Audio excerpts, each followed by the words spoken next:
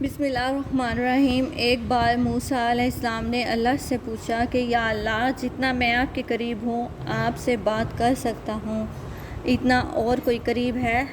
تو اللہ تعالیٰ نے فرمایا، اے موسیٰ، آخری وقت میں ایک امت محمد صلی اللہ علیہ وآلہ وسلم کی ہوگی، اور اس امت کو ایک مہینہ ایسا ملے گا جس میں وہ خشک ہونٹوں، پیاسی زبان، سوکھی ہوئی آنکھیں، بھوکے پیٹ جب افطار کرنے بیٹھے گی، تب میں ان کے بہت قریب ہوں گا۔ تو موسیٰ، تمہارے اور میرے درمیان 70 پردوں کا فاصلہ ہے، لیکن افطار کے وقت اس امت اور میرے درمیان ایک پردے کا فاصلہ بھی نہیں ہوگا، اور وہ جو دعا مانگیں گے اسے قبول کرنا میری ذمہ داری ہوگی۔ سبحان اللہ۔ اگر میرے بندوں کو معلوم ہوتا کہ رمضان کیا ہے تو سب تمنا کرتے کہ کاش پورا سال رمضان ہی ہوتا۔ آج میں آپ کو 21ویں روزے کی عبادت بتاؤں گی۔ یہ ہماری پہلی شب قدر ہے۔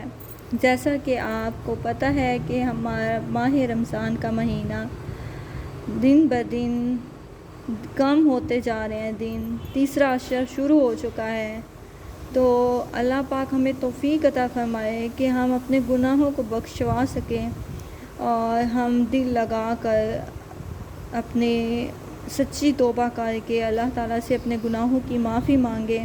پتہ نہیں رمضان المبارک اگلے سال ہماری زندگی میں ہمیں نصیب ہوگا یا نہیں ہوگا۔ اللہ کا لاکھ لاکھ شکر ہے کہ اللہ پاک نے ہمیں اس سال رمضان المبارک عطا کیا، ہمیں موقع دیا، ہمیں توبہ کی توفیق عطا فرمائی۔ ہم اس کے بہت شکر گزار ہیں، لیکن ہمیں بھی چاہیے کہ ہم کچھ دن رہ گئے ہیں کہ ہم سچے دل سے اپنی توبہ کریں، اپنے گناہوں کو بخشوا سکیں، تاکہ ہماری زندگی میں جو بھی مشکلیں ہیں وہ ہماری آسان ہوں۔ تو تیسرے عشرہ میں ہم جب 21ویں رمضان سے آخری رمضان تک روزانہ صبح و شام 100 مرتبہ یہ دعا پڑھیں گے، اللہم اجرنی من النار، اے اللہ میری حفاظت فرما دوزخ کی آگ سے۔ اس کے بعد ہم 21ویں شب میں 4 رکعت نفل نماز پڑھیں گے۔ ہر رکعت میں سورۃ فاتحہ کے بعد 1 مرتبہ سورۃ قدر پڑھیں گے، اور 3 مرتبہ سورۃ اخلاص پڑھیں گے، اور سلام کے بعد ہم 80 مرتبہ یہ درود شریف پڑھیں گے۔ تو انشاءاللہ اس نماز کے پڑھنے والے کے حق میں فرشتے دعا کریں گے، اور ہماری تمام حاجات پوری ہوں گی۔ درود شریف یہ ہے، اللہم صلی علی سیدنا محمد النبی الامی وعلی آلہ واصحابہ وبارک وسلم۔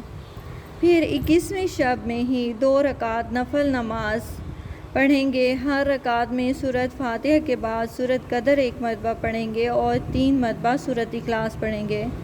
پھر اسلام کے بعد ہم 80 مرتبہ استغفار پڑھیں گے، اور سچے دل سے اپنے گناہوں کی معافی مانگیں گے، تو انشاءاللہ اللہ پاک ہمارے گناہ معاف فرما دے گا، لیکن اس کے لیے یقین شرط ہے کہ ہم سچے دل سے دعا مانگیں۔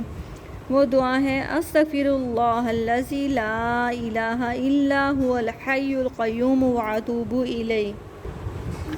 شب قدر کے بارے میں ایک خیال یہ ہے کہ چاند جب جمعے کے روز ہو تو شب قدر 27 رمضان کو ہوگی، اور اگر چاند ہفتے کے روز ہوتا ہے تو شب قدر 23 رمضان کو ہوگی۔ اگر چاند اتوار کے روز ہوتا ہے تو شب قدر 29 رمضان المبارک کو ہوگی۔ اگر چاند پیر کے روز ہوتا ہے تو شب قدر 21 رمضان کو ہوگی۔ اگر چاند منگل کے روز ہو تو شب قدر 27 رمضان المبارک کو ہوگی۔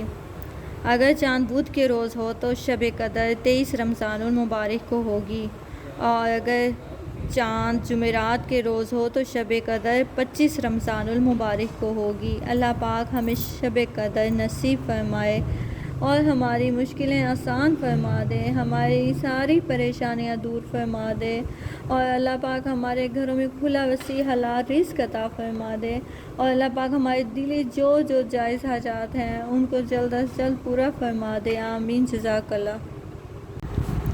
خاص وظیفہ 21ویں شب کا نماز عشاء وطر کے بعد 21 مرتبہ سورۃ قدر پڑھیں گے، اور اس کے بعد ماہ رمضان کی کسی بھی شب کو بعد از نماز عشاء 7 مرتبہ سورۃ قدر پڑھنی بہت زیادہ افضل ہے۔ اس کے پڑھنے سے ہر مصیبت سے نجات ملتی ہے۔ اور 21ویں روزے کو ہم بعد نماز فجر اللہ تعالیٰ کا پیارا نام یا حافظو 300 مرتبہ پڑھیں گے، اور پھر بعد نماز ظہر اللہ تعالیٰ کا پیارا نام یا ناصرو 300 مرتبہ پڑھیں گے، اور بعد نماز عصر اللہ تعالیٰ کا پیارا نام یا باسطو 300 مرتبہ پڑھیں گے، اور پھر بعد نماز مغرب دعائے جمیلہ 3 مرتبہ پڑھیں گے، اور بعد نماز عشاء سورۃ طلاق کی آیت نمبر 3 25 مرتبہ پڑھیں گے۔ اللہ پاک ہم سب کو رمضان المبارک کے روزے رکھنے اور نماز پڑھنے اور تراویح پڑھنے کی توفیق عطا فرمائے، اور اللہ پاک ہماری عبادت اپنی بارگاہ اقدسی میں قبول و منظور فرمائے، اور اللہ پاک ہماری دل جائز حاجات کو پورا فرمائے، اور ہماری زندگی میں جو جو مشکلیں ہیں یا رب العالمین رمضان المبارک کے صدقے میں ہماری مشکلات آسان کر دے۔ ہم میں سے کتنے لوگ ہیں جو روزانہ پابندی سے اپنے والدین کے لیے دعائیں کرتے ہیں؟ بہت سے یقیناً کرتے ہوں گے، مگر نوجوان طبقے کی اکثریت دعاؤں اور اللہ سے جڑے رہنے کے حوالے سے فی الوقت کافی غفلت کا شکار ہے۔ آپ کے والدین اگر حیات ہیں تو صبح و شام ان پر رحمت کے لیے، ان کے لیے مغفرت اور دنیاوی آسانیوں، صحت، برکت جیسی بہت سی دعائیں ان کے لیے کرتے رہیں، اور اگر حیات نہیں ہیں تو پھر رحمت اور مغفرت کے ساتھ قبر میں وسعت و کشادگی، قبر میں نور، درجات کی بلندی اور جنت میں ان کے ساتھ اکٹھا ہونے کے لیے دعائیں کیجیے۔ اللہ پاک، میری دعا ہے کہ اللہ پاک میرے ابو کو جنت الفردوس میں اعلیٰ مقام عطا فرمائے، اور ان کو اعلیٰ علیین میں شامل کرے، اور ان کی قبر کشادہ اور روشن کرے، اور پل صراط کا راستہ آسان فرمائے، اور یا رب العالمین ان کو جنت کے باغوں میں ایک باغ عطا فرمائے، اور ان کو اپنا دیدار نصیب فرمائے، اور رب العالمین اس رمضان المبارک کے صدقے ان کے گناہ معاف فرمائے۔ اور آپ سے بھی پیاری بہنوں اور ماؤں سے بھی یہ میں کہوں گی کہ ہر فنکشن میں، ہر موقع پر اپنے مرحومین کو بھی ضرور یاد رکھا کریں، کیونکہ انہیں بھی انتظار ہوتا ہے کہ ہم انہیں فاتحہ پڑھ کے بخشیں، فاتحہ پڑھ کے، درود شریف پڑھ کے، یا کوئی بھی کلام پڑھ کے ہم انہیں دیا کریں، وہ ہم انتظار میں ہوتے ہیں۔ اور اللہ، میری دعا ہے کہ اللہ پاک ان سب کی بخشش عطا فرمائے، سب